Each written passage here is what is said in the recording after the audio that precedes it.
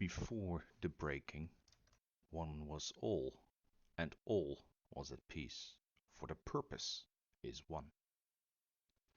Thus in the beginning, and so the end will be. All day, all ideas, all perceptions, all states of existence. So, in the endless prospects of one, its own absence was perceived, and the concept of none was born.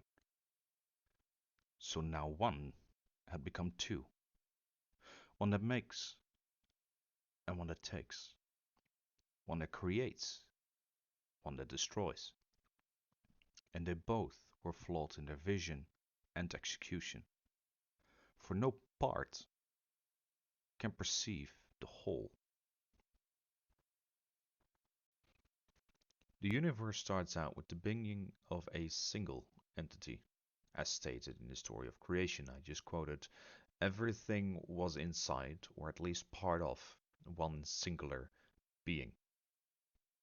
This brings us both, and the creature named all, to the ancient philosophical question, what is outside of the universe? Seeing the universe as all, and outside of it would be nothing. However, if we can name nothing, that means it's a thing, a concept, or at least a word. Something that is not part of all, or our universe. And thus a second perception was born. Nothing. And they both became known as creation and destruction. And now that there are two individual beings, they now have their own visions and their own opinion. Creation attempts to recreate all again by eliminating destruction.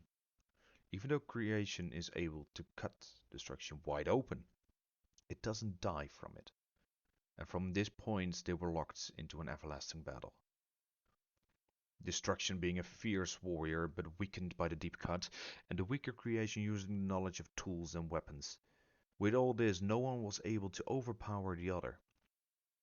During this fight, they break slivers away from each other. Some large, some small. The bigger ones become the bright stars in the night sky, or the powerful primordial dragons. The smaller slivers become demons, feeding off of negative emotion and corruptions. And those even smaller remain what they are, just small motes of divine essence. The battle between creation and destruction did not see an end, as both were equally powerful, actually creating a third being, named Balance. Balance saw what was happening, and in a fit of rage he empowered destruction so far that he could destroy creation with a single blow.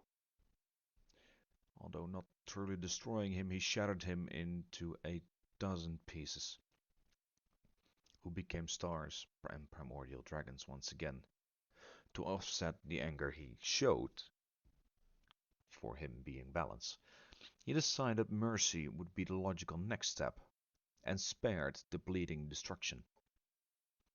Destruction, however, in his full-blown rage and arrogance, saw the mercy shown to him as a sign of weakness, and decided to try and strike Balance down just as he just did to creation.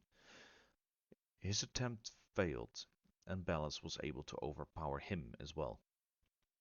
Subdued destruction couldn't do anything but await an end.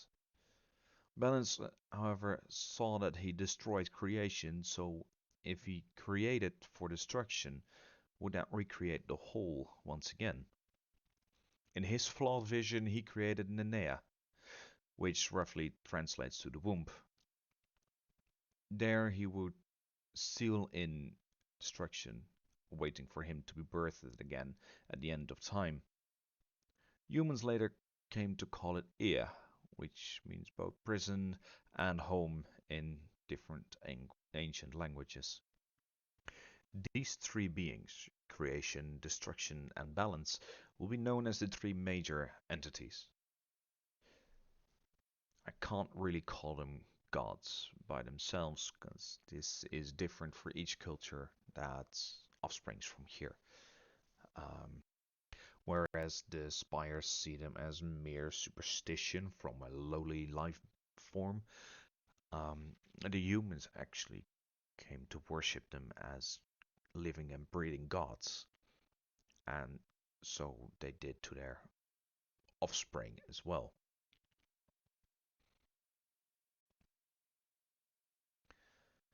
So if you stuck to this point of this video, then I really wish to thank you all for this.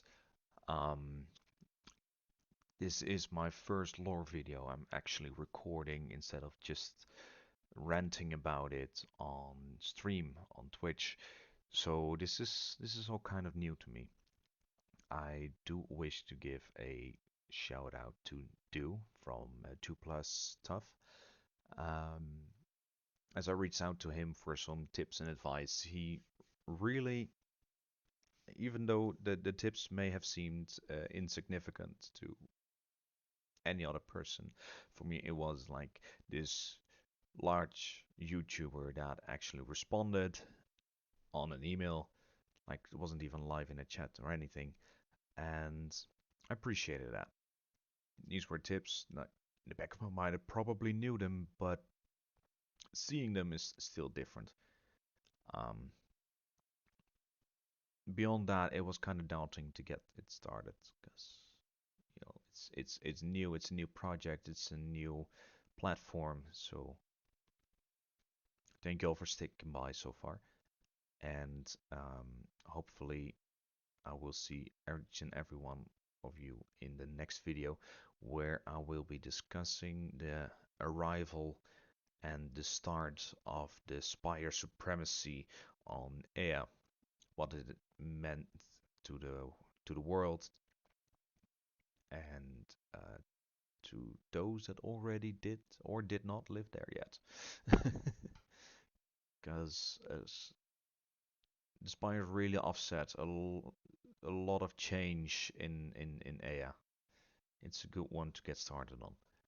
So, once again, I do hope to see each and every one on the next one, and really appreciate all of you.